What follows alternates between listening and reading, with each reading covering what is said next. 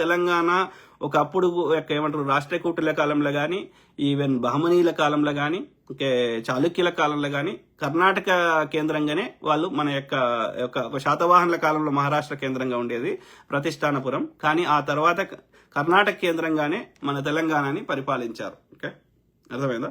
So definitely Kannada నుంచి అంటే ద్రవిడ భాష నుంచి కన్నడ నుంచి తెలుగు ఆవిర్భవించింది. ఆ తెలుగు ఇక మళ్ళీ ఆ ఈస్ట్ సైడ్ పోయింది అనుకోవచ్చు ఒక రకంగా చెప్పాలంటే.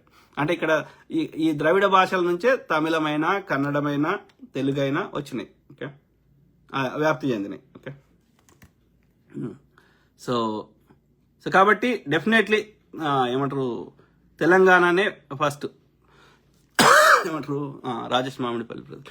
తెలుగు భాషని ఇటాలియన్ ఆఫ్ ఈస్ట్ అంటారు బ్రదర్. అంటే ప్రతి ఒక్క పదం ఇంగ్లీష్లో అంటారు, దానితో ముగిస్తుంది అని అలా అంటారు.